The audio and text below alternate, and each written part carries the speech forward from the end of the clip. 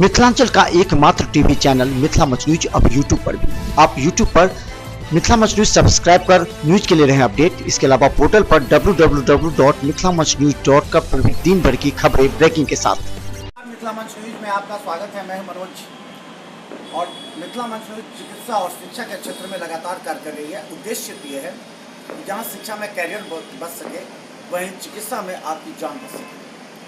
और दरभंगा में नई नई उपलब्धियां हासिल हो रही हैं चिकित्सा के क्षेत्र में। और खास तौर से खुशी की विषय यह है कि अब आपको बाहर नहीं जाना पड़ रहा है, यहाँ सारी सुविधाएं हैं। रोज मेडिसिटी के बारे में बात करें कि एक कंसेप्ट था, इस पहले भी हमने सुनाया आपको। एक कंसेप्ट है मिथिलांचल के मरीजों को, उनकी समस्याओं को, उनकी बीमारियों को बेहतर तरीके से इलाज करने का, और सबसे आधुनिक तरीके से। हमारे साथ डॉक्टर मृदुल शुक्ला हैं जो वर्षों पहले एक सपना देखे थे, और डॉक्टर गुंजन त्रिवेदी ने भी आज उस सपने को साकार आप देख रहे हैं, जो किस तरह ये रोज मेडिसिटी धीरे धीरे जो IVF सेंटर है उसमें अब इंक्वायरी प्रारंभ हो गई है और इस पर कार्य भी प्रारंभ हो गया है और इस क्षेत्र की चर्चा है। ये जो आपकी कंसेप्ट था, इस कंसेप्ट को अब जो आपका एक्सप्लोर हो पा गया है, क्या लगा कितने आप इसमें सक्सेसफुल हैं? बेसिकली सफलता तो हम तब समझेंगे जब मेरे मरीज़ जो IVF के लिए हमारे पास आ रहे हैं और जो हमारे पास आते हैं निसंतान बन के, और उनके घर में अगर हम एक किलकारी गुंजा देते हैं, यानी कि उनके निसंतानता को संतानता में अगर कन्वर्ट कर देते हैं, तो वही मेरी बेसिक सफलता होगी। जब तक यह नहीं हो पाता है तब तक मैं अपने आप को सफल नहीं समझूंगा। लेकिन यही बात है कि सफलता पाने के लिए हमेशा मेहनत करने की ज़रूरत होती है। मैं डॉक्टर गुंजन त्रिवेदी, इसके अलावा जो भी मेरे डॉक्टर भरत प्रसाद हैं, डॉक्टर अंजलि हैं, डॉक्टर सुप्रिया नारायण हैं, और भी मेरे जो बाहर के एम्ब्रियोलॉजिस्ट लोग हैं, वो मेरी CEO हैं जो यहाँ की पूरी मैनेजमेंट देखती हैं, पारुल मिश्रा। ये सारे आदमी और हमारे पैरामेडिकल स्टाफ के सबके इफोर्ट से ही हम लोग इस पार्ट को कर पाएंगे। तो बस हम लोग किताब का बारी बारी से पन्ना उलट रहे हैं और अब लगभग हम लोग अंतिम कदम पे पहुंच चुके हैं, जहां पे हम लोग एग्जामिनेशन देने की तैयारी में हैं। अच्छी बात यह है कि आज के दिन ही हम लोग नया अपना जो टारगेटेड था कि IVF के केस को हम लोग पुट करेंगे, तो आज से हम लोग अपने उस केस को इम्प्लीमेंट किए हैं। अपने जितना भी रूल रेगुलेशंस है उसका सारा केस लगभग आज 7 केस हमारे पास IVF के लिए आज है, और हम उस 7 केस को आज पुट कर रहे हैं IVF के लिए। एक चीज़ IVF अब एक चर्चा का विषय हो गया IVF, और ये कई संस्थानों ने इसको अपना एक बना लिया कि वो IVF के क्षेत्र में सबसे बेहतर कार्य करते हैं, तो कई बदनामी भी हाथ लग रही है और जो क्षेत्र में। तो ये IVF का जो मकसद है वो आप किस तरह से अपने टेक्नोलॉजी को डेवलप करते हुए देना चाहते हैं, ताकि ये जो बाहर में है सभी IVF कर रहे हैं? देखिए, IVF करने की प्रक्रिया ठीक उसी प्रकार से है जैसे आप देखते हैं कि रोड पे फुटपाथ पे जो कोई कपड़ा बिकता है, कोई एक रेमंड शोरूम का कपड़ा बिकता है, तो ठीक उसी प्रकार कपड़े तो सारे हैं बट सबकी क्वालिटी में अंतर है। हमारे यहाँ जो IVF सेंटर लगा है वो वर्ल्ड की टॉप मोस्ट कंपनी, जो एक शिवानी इनफर्टिलिटी का एक कंपनी, बहुत बड़ा कंपनी माना जाता है, उसी के द्वारा इस लैब को लगाया गया है, जो कम्प्लीटली मॉडुलर है। और इस प्रकार का मॉडुलर OT का कन्फिगरेशन अभी तक उत्तर बिहार में किसी के पास नहीं है। जो भी सेंटर यहाँ पे IVF का सेंटर उत्तर बिहार में चल रहा है, सारी की सारी सेंटर एज इट इज़ कुछ मशीनों को लेकर वहाँ लोग काम करते हैं, जिसकी सफलता दर कंपैरेटिवली कम होती है। ऐसा नहीं कि वो काम नहीं करता है लेकिन सफलता दर उसकी बहुत ही कम होती है। जो हमारी मॉडुलर कन्फिगरेशंस का जो हम लोगों का IVF सेंटर बना है, उसमें सबसे बड़ी बात ये होगी कहीं भी इन्फेक्शन का चांसेस, कहीं भी बाहर से किसी भी प्रकार का अनवांटेड कंटेंट जैसे केमिकल्स हो, कुछ खास विषैला गैस हो, या फिर जो भी हम लोग पोल्यूटेंट्स कह सकते हैं एक तरह का, उन सारी चीज़ों का एंट्री उस पार्ट में बिल्कुल नहीं होता है, क्योंकि वो सिस्टम बिल्कुल एयर टाइट होता है। पूरी पार्ट जो वाल की होती है मॉडुलर OT की, वो ऐसे कन्फिगरेशन से बनाया जाता है कि कहीं जोड़ नहीं पता लगता है, क्योंकि हर जोड़ में कहीं ना कहीं इन्फेक्शन बैठने का डर होता है। तो मॉपिंग की प्रक्रिया भी अच्छी होती है, बैक्टीरिया के लॉजमेंट की प्रक्रिया कम होती है, तो इन्फेक्शन होने का चांसेस बहुत कम होता है। सो फर्टिलिटी की रेट काफ़ी ज़्यादा बढ़ जाती है। साथ ही साथ हम लोग यहाँ पे जो IPSI मशीन्स वगैरह लगाए हैं, जिसमें साइटोप्लाज्मिक कटर्स वगैरह, जो पहले हुआ करता था कि लोग ऐसे ही स्पर्म लिया, एक के पास मिलाया और अपने फोर्ड से स्पर्म उसके एग में इन करता था। अब उस पार्ट को सरल बनाने के लिए हम लोग के पास लेजर थेरेपी के द्वारा उसमें एक मेम्ब्रेन कटर के रूप में हम लोग सामान्य भाषा में कह सकते हैं कि है, जिससे हम लोग उसमें छोटा छोटा छिद्र बनाते हैं उसके अंडे में कंपाउंड माइक्रोस्कोप में देखकर, और उसके बाद से उसके अंदर हम लोग उस स्पर्म के पार्ट्स को इन कराते हैं, जिससे फर्टिलिटी की चांसेस बहुत ज़्यादा बढ़ जाती है। तो यही कारण है कि जो भी मॉड्यूलर कंसेप्ट का जितना भी IVF है, उसकी रिजल्ट जो है प्रक्रिया काफ़ी अच्छी होगी बनिस्बत की जो नॉर्मल सामान्य भाषा में यूँ कह सकते हैं कि चलता फिरता जो IVF है उन सब सिस्टमों से यह सिस्टम निश्चित रूप से बेहतर होगा और रिजल्ट भी अच्छी आएगी। हमने पहले भी कहा था कि एक व्यक्ति जो अपना कपड़ा सिलने के लिए देता है वो एक क्वालिटी वाले जो अच्छे दर्जी के पास जाता है, लेकिन कपड़े की जब आपको इतनी चिंता है तो आपके शरीर पर कितनी चिंता होनी चाहिए, और ये निर्णय आप पर निर्भर करता है। क्योंकि बाद में हमने देखा है कि जब केस वर्स्ट हो चुका होता है तब वो भेजा जाता है, इस जैसे इनके संस्थान हो या इस तरह के कई संस्थानों में भेजा जाता है। तो उससे पहले आपके पास कई बार से स्थिति आई थी जब केस वर्स्ट हो गया, खराब हो गया केस, तब आपके पास भेजा जाता है। तो ये क्या है, ये क्यों? देखिए, जनरली ऐसा कारण यही कारण है, मैंने बताया ना कि जहाँ सारी सुविधाएं उपलब्ध नहीं होती, अपग्रेडेड सुविधाएं नहीं हैं, अपग्रेडेड अगर डॉक्टर्स नहीं होते हैं और तब वहाँ अगर काम होता है तो कॉम्प्लिकेशन आने का चांसेस और उनकी सफलता का दर बहुत ही कम होता है, ख़राब होता है। और जब वो केस ख़राब हो जाता है तो फर्दर हम लोगों के पास उसको इसलिए भेजा जाता है कि हम लोग के पास की सुविधाएँ बेहतर है, हम लोग के पास की टीम अच्छी है, इंफ्रास्ट्रक्चर सारा हम लोग का बेहतर है।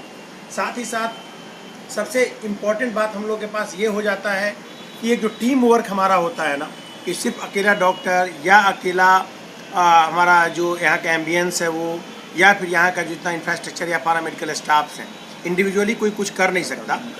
तो वैसे कंडीशंस में हमारे लिए सबसे इम्पोर्टेंट बात होता है कि टीम वर्क, एक साथ कितने आदमी। तो मैं बताऊं कि ये रोज़ द मेडिसिटी एंड IB स्मृति आरोग्य सदन का जो ये कंबाइंड रिपोर्ट है, लगभग मेरे पास 300 के आसपास स्टाफ काम करते हैं, जो मुझे लगता है कि शायद इस जोन में किसी हॉस्पिटल के पास इतना स्टाफ नहीं है। तो कारण ये है कि हर पार्ट्स के लिए, जैसे इमरजेंसी पार्ट्स है, IVF का पार्ट है, OT सेगमेंट्स है, पेडियाट्रिक्स ग्रुप का है, नियोनेटोलॉजी का है, ICU का है, NICU का है, PICU का है, या फिर रीनल डिपार्टमेंट है, डायलिसिस डिपार्टमेंट है, जो भी डिपार्टमेंट हमारे यहाँ काम कर रहा है वो सारा का सारा डिपार्टमेंट जो है वो एक ना एक तरह से अपने आप में इंडिपेंडेंट है। और अपने आप में इंडिपेंडेंट होने का मतलब है कि चाहे जिस प्रकार का बेस से लेकर टॉप तक जितने भी प्रकार के उस स्पेक्ट्रम में आदमी की ज़रूरत होती है वो सारे के सारे एक्सपर्ट पर्सन, उनका पर्टिकुलर एम्बियंस, साथ ही साथ जितना भी इंस्ट्रूमेंटेशन उसके लिए ज़रूरत पड़ता है वो सारा का सारा हमारे पास उपलब्ध है। तो हम लोग शायद में कहीं लैक नहीं करते हैं, जबकि अदर सेंटर में इन सारी चीज़ों की लैकिंग है। तो जब हालात बिगड़ने लगती है तो उन लैकिंग सब्सटेंसेस जो उनके पास नहीं है उसके लिए वो लोग जैसे हमारे पास भेज देते हैं कि आप जाइए, उनके पास ये सुविधा उपलब्ध है, उनके पास टीम उपलब्ध है।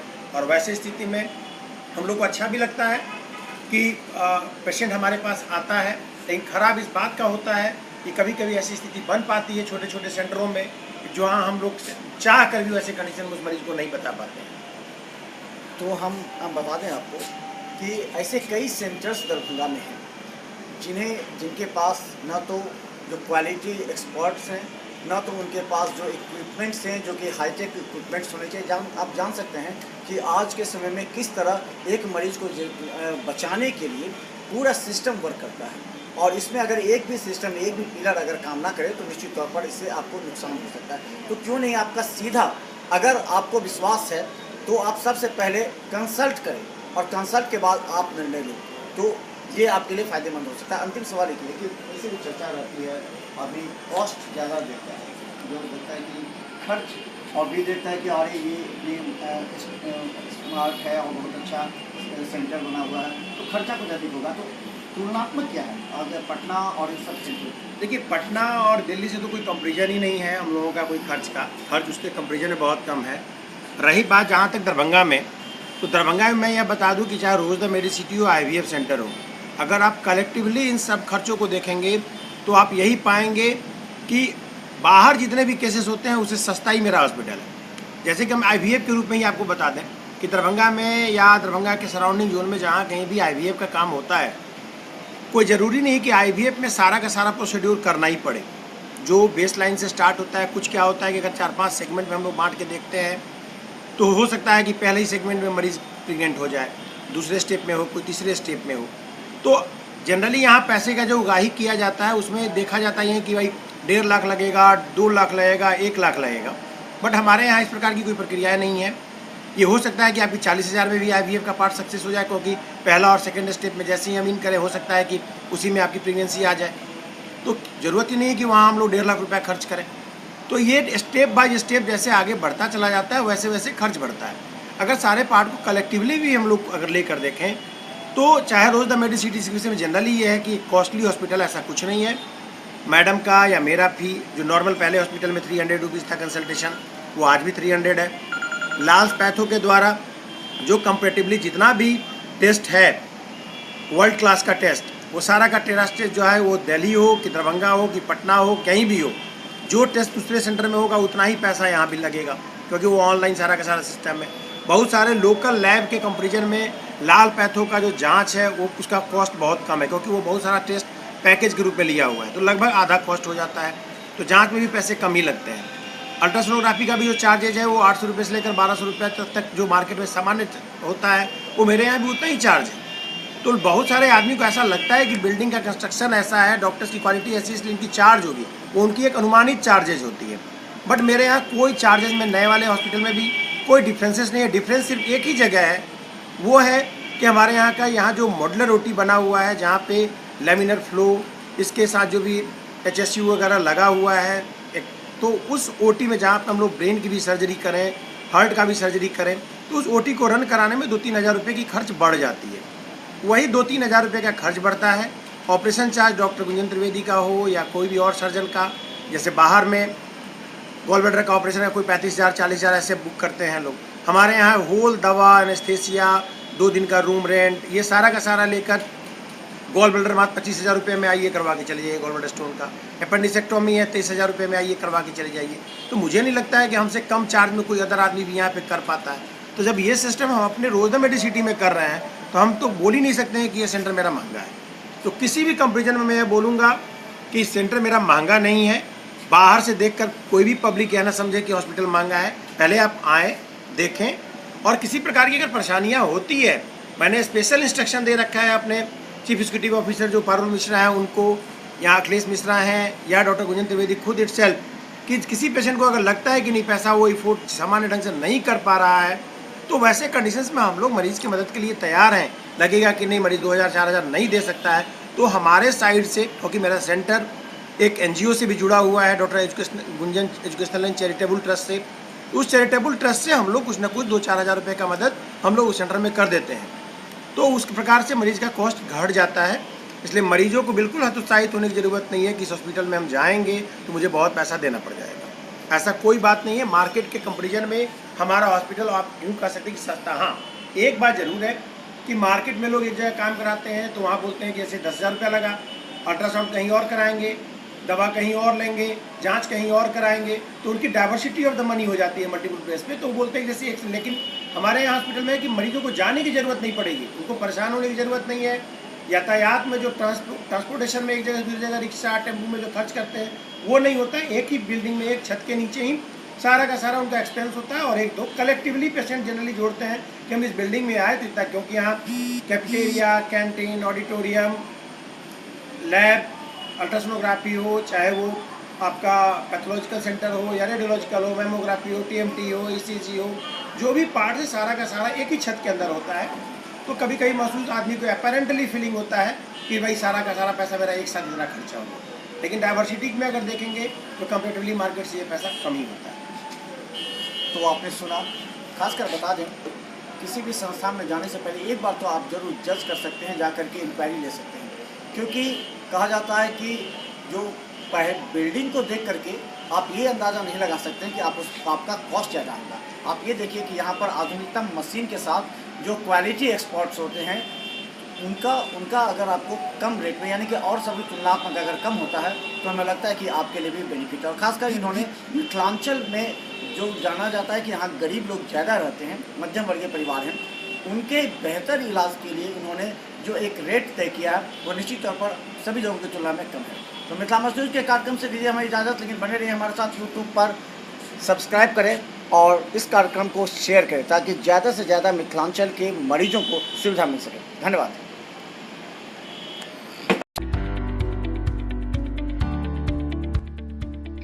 SM रेजेंसी एसी, वाईफाई एवं आधुनिक सुविधा से सुसज्जित हर एक कक्ष,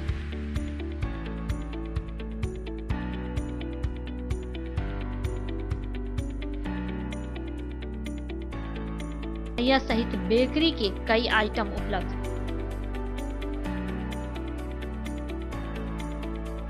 स्वादिष्ट फैमिली रेस्टोरेंट आपके स्वाद पर वर्षों से खरा। आपकी संतुष्टि हमारा विश्वास, अवश्य पधारें। Rose the Medicity by doctor M.K. Shukla, Darbhanga के ग्रामीण से शहर तक का एक विश्वास। रोज द मेडिसिटी, इमरजेंसी, शिशु एवं सामान्य के साथ हर चिकित्सीय व्यवस्था। संपर्क करें। Rose the Medicity, Digghi west, Bisartola, Darbhanga. Paras hospital, Mithilanchal का गौरव। आउटडोर में विशेषज्ञ चिकित्सकों की सुविधा। गंभीर मरीजों के लिए हाईटेक इमरजेंसी, हर सुविधाओं से लैस। Paras hospital, VIP road, Alpatti, Darbhanga. Mount Summer school, nursery से 10वीं तक छात्र एवं छात्राओं के लिए हॉस्टल की समुचित व्यवस्था। नामांकन के लिए संपर्क करें। Mount Summer school. Metro test tube baby centre, Bakarganj, Darubhatti Chowk के आगे, बिहार स्टेट हाउस के सामने। बिहार का पहला अत्याधुनिक IVF लैब दरभंगा में। इमरजेंसी सेवा के साथ सभी स्वास्थ्य सेवा उपलब्ध।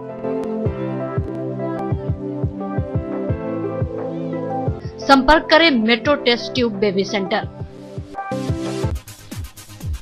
Manners public school, Dilawarpur, Darbhanga. Affiliated to CBSE up 10+2, new Delhi.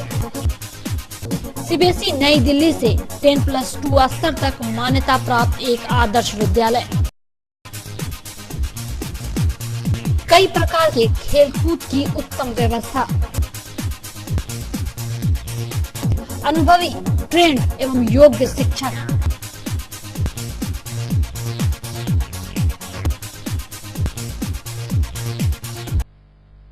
जल्द संपर्क करें। Manners public school, Dilawarpur, Darbhanga.